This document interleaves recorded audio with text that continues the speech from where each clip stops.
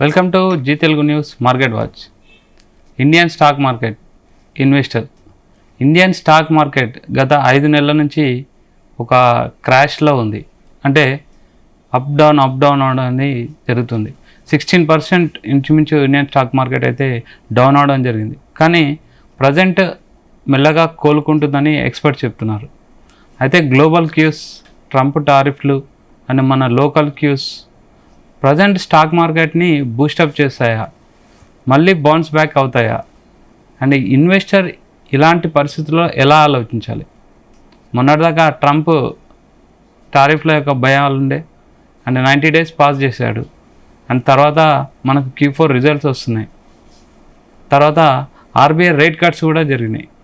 కొన్ని global cues and local cues కూడా మన స్టాక్ మార్కెట్ని అయితే బౌన్స్ బ్యాక్ చేస్తాయని ఎక్స్పర్ట్స్ అంటున్నారు.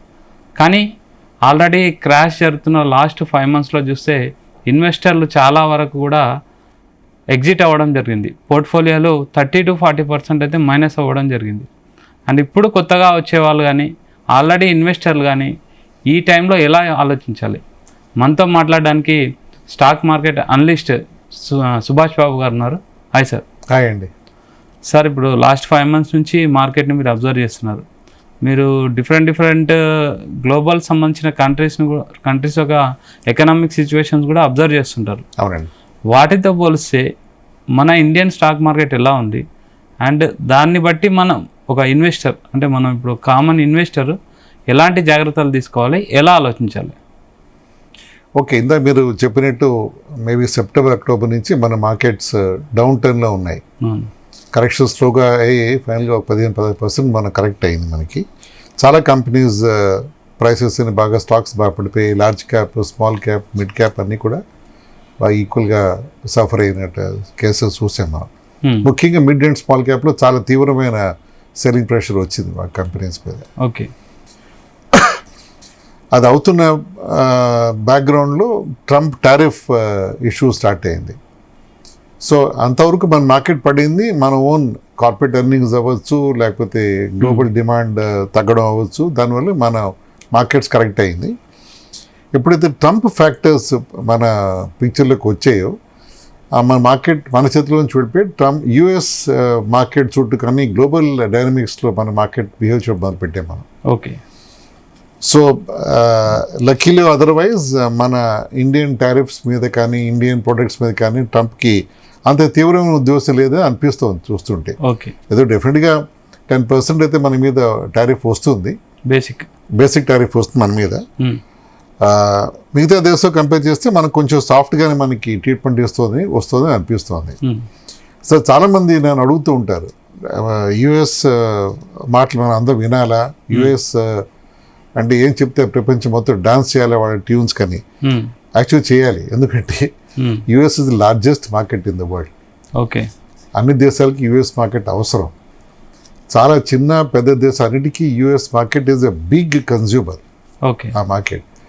సో అందుకని వాళ్ళు ఆ మార్కెట్లో వాళ్ళు బిజినెస్ చేసుకుంటారు, వాళ్ళ దేశ ఎకానమీ ఇంప్రూవ్ చేసుకుంటారు. కాబట్టి యుఎస్ మార్కెట్స్ మనం యుఎస్ అడ్మినిస్ట్రేషన్ వాళ్ళ గవర్నమెంట్ మాటలు మనం వినాల్సి వస్తుంది.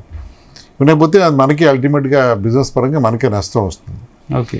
ఇప్పుడు చైనాలో హైయెస్ట్ ఎక్స్పోర్ట్స్ యూఎస్కి. ఇండియాలో లేదు. ఇండియాలో exports hardly maybe 3-4% of GDP మన ఇండియన్ ఎక్స్పోర్ట్స్ యూఎస్కి ఉన్నాయి. కానీ చైనాలో చాలా హై డిపెండెన్స్ ఉంది యుఎస్ మార్కెట్ మీద, ఎక్స్పోర్ట్స్ మీద. ఓకే. సో అందుకని ట్రంప్ తీసుకున్న స్టాండ్ అది కరెక్టే ఒక విధంగా. వాళ్ళ దేశంలో అందరూ ప్రపంచం మొత్తం వాళ్ళ దేశం మార్కెట్ బతికేస్తూ వాళ్ళకే బెనిఫిట్ ఇవ్వట్లేదు. Okay. US market down turn ఉండి బట్టి వాళ్ళకి బెనిఫిట్ ఇవ్వట్లేదు. అతని పద్ధతి కొంచెం ర్యాష్గాను బ్రాష్గా మనకు కనిపించి ఉండొచ్చు. But otherwise conceptual logically it sounds fine. Okay, back to our situation now. So therefore అంటే మీరు చెప్పిన సిచ్యువేషన్ ప్రకారము అన్ని గ్లోబల్ క్యూస్ చూస్తున్నారు, అబ్జర్వ్ చేస్తున్నారు కదా, మన ఇండియా ఎలా ఉంది ప్రజెంట్ సిచ్యువేషన్? దానికి చెప్తున్నాను. సో ఈ టారిఫ్ చూస్తే మన ఇండియా కొంచెం సాఫ్ట్గానే మనం ట్రీట్మెంట్ వస్తుంది అనిపిస్తుంది చూస్తుండే మనకి. అంతేకాకుండా మన వాళ్ళు ఇప్పుడు back channel diplomacy, tariff discussion కూడా సగం అయిపోయాయి, సగం అయిపోతున్నాయి కూడా. ఐ థింక్ బిఫోర్ సెప్టెంబర్ మనది అయిపోతుంది యూఎస్తో. అంటే ఆల్రెడీ ఇంతవరకు ఒక లెవెల్ ఆఫ్ డిస్కషన్స్ అయిపోయాయి వాళ్ళతో. అంటే ఏది ఎంత వేయచ్చు, ఎలా మనం ఏది మనకు కంఫర్టబుల్, ఏది కంఫర్టబుల్ కాదు, అది. సో ఆ విధంగా మనం ఒక విధమైన అగ్రిమెంట్కి వస్తున్న ఫీలింగ్ అయితే వస్తుంది బయట నుంచి న్యూస్ రాకపోయినా కూడా. At the same time oil prices తగ్గాయి మనకి. క్రూడ్. సో మనం ఇండియాకి highest imports oil price, crude imports ఇండియాకి హైయెస్ట్ ఇంపోర్టింగ్ ఎలిమెంట్ ఆయిల్ ఏమంది. సో దాంట్లో మనకు కొంచెం బెనిఫిట్ కనిపిస్తుంది. ఓకే. మన కరెంట్ ఎక్కువ డెఫిసిట్ కానీ ఫిజికల్ డెఫిసిట్ కానీ దాంట్లో మనకి కొంచెం మెరుగు సిచ్యువేషన్ కనిపిస్తుంది. అలాగే యుఎస్ ఇన్ఫ్లేషన్, తర్వాత యుఎస్ డాలర్ వీకెన్ అవుతుంది, ఇన్ఫ్లేషన్ పెరుగుతుంది యుఎస్లో. అది యాజ్ ఇట్ ఈస్గా వాళ్ళ మార్కెట్స్ దీన్ని బట్టి, టారిఫ్ గొడవలు బట్టి, వాళ్ళ సెంటిమెంట్ బట్టి యుఎస్ మార్కెట్స్ ఇదవుతున్నాయి కొంచెం. దాన్ని బట్టి ఎఫ్ఐఎస్ ఇండియా వైపు మళ్ళుతున్నాయి ఇప్పుడు మళ్ళీ ఫారిన్ ఇన్స్టిట్యూషన్ ఇన్వెస్టర్స్. కొన్ని రోజులు బ్రీఫ్గా అబౌట్ మంత్ ఎగో వాళ్ళు చైనా వైపు కూడా వెళ్ళి ఇన్వెస్ట్ చేశారు. ఇండియా నుంచి వెళ్ళిపోయి యూఎస్కి వెళ్ళిపోయారు, మళ్ళీ చైనా మీద వచ్చారు. ఇప్పుడు చైనా కూడా కొంచెం ఇబ్బంది సిచ్యువేషన్ రావడంతో they again coming back to look at India, because India is the loan shining star in the global stage. Okay. ఒక 6% మన జీడిపి గ్రోత్లో ఉన్నాం మనం. వరల్డ్లో ఇంత డిఫికల్ట్ సిచ్యువేషన్లో 6.5% జీడిపి గ్రోత్ దేశం India is only nation, large nation and big market also. So ఈ opportunities చూసుకుని ఎఫ్ఐఎస్ కూడా ఇండియా వైపు మళ్ళీ రావడం జరుగుతుంది. సో ఎఫ్ఐఎస్ రావడం, ఆయిల్ ప్రైసెస్ వీకెన్ అవ్వడం, కొంచెం సాఫ్ట్ అవ్వడం, యుఎస్ డాలర్ వీకెన్ అయ్యి మనకి బెనిఫిట్ అవ్వడం, అంటే అక్కడ ఇన్ఫ్లేషన్ బట్టి మనకి ఇటువైపు మనకి మార్కెట్ పెరగడం, ప్లస్ Q4 ఎర్నింగ్స్ మనకి బాగానే ఉంటాయన్న ఇంప్రెషన్ కూడా మనకి కార్పొరేట్స్ ఇస్తుంది మనకి. అలాగే ఓకే. ఇవన్నీ ఫ్యాక్టర్స్ చూసుకుంటే మాత్రం గత 3-4 డేస్గా మన మార్కెట్స్ బాగానే ర్యాలీ అవుతున్నాయి కొంచెంగా. కానీ ఇది అప్పుడే మనం పండగ చేసుకునే సిచ్యువేషన్ కాదు ఇది. It has to sustain for long time నా. ఓకే. అంటే 5-6 నెలల నుంచి మనం సఫర్ అవుతున్నాం మన మార్కెట్స్లో. ఒక 3-4 డేస్ మనం 1.5% గ్రోత్ మనం పెరిగిపోయింది, బ్యాక్ టు నార్మల్ అనడానికి లేదు. ఇప్పుడు ఇన్వెస్ట్ ఎక్కడ చేయాలి అని అనుకుంటే మెయిన్ అది ఇంతకుముందు మనం అనుకున్నట్టు small cap, mid cap sectors ఇప్పటికీ స్ట్రెస్ అండ్ స్ట్రెయిన్లో ఉన్నాయి.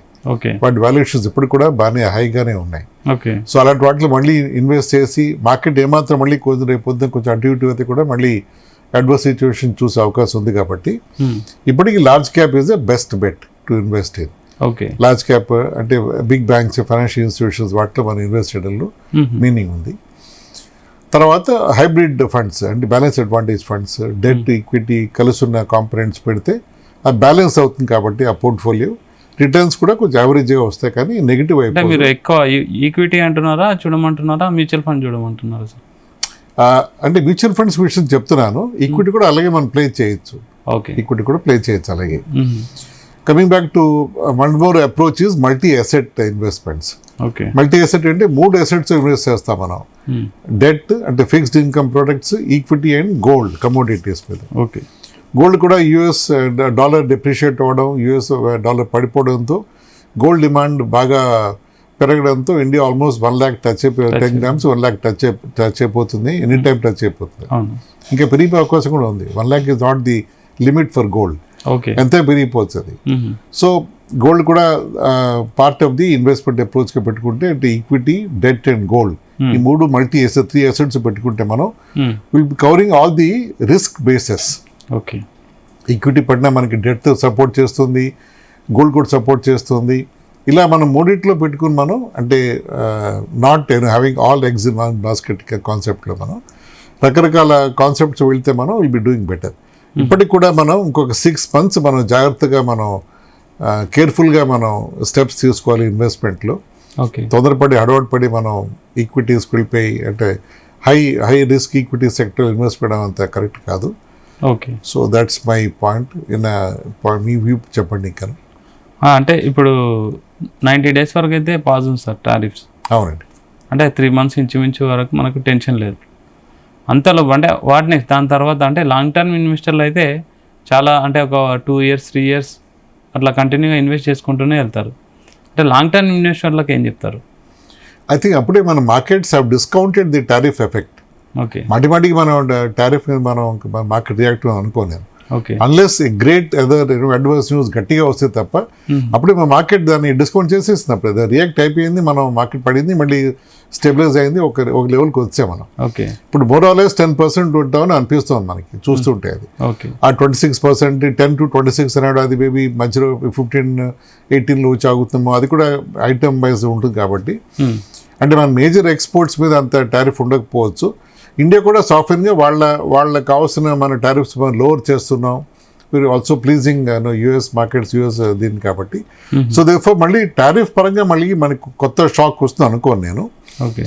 నా ఉద్దేశంలో ఇలాగే కొంచెం సాఫీగానే జరుగుతుంది నెక్స్ట్ 3-4 months మనకి. ఓకే. టారిఫ్ అయిపోయిన తర్వాత కూడా మనం ఎక్కువ షాక్స్ చూడవని అనిపిస్తుంది నాకు. Okay. Thank you sir. Thank you very thank you అండి. Thank you. So Subhash Babu garu చెప్పేందంటే ఇన్ని గ్లోబల్ గిఫ్ట్స్ ఎన్ని ఉన్నా ఇండియన్ మార్కెట్ మాత్రం కొంచెం స్టాండర్డ్గానే ఉంది. అలా అని హడావిడిగా ఇన్వెస్ట్మెంట్ చేయకూడదు, కొంచెం అక్యుములేషన్ అనేది జాగ్రత్తగా ఆచితూచి అడిగిస్తే బెటర్ అనేసి అడ్వైజ్ ఇస్తున్నారు. అండ్ మల్టీ యాసెట్ సంబంధించిన మ్యూచువల్ ఫండ్స్ కొంచెం మంచి లాభాలను ఇస్తుండొచ్చు అని అయితే ఒక అడ్వైజ్ అయితే ఇస్తున్నారు. Keep watching Zee Telugu news.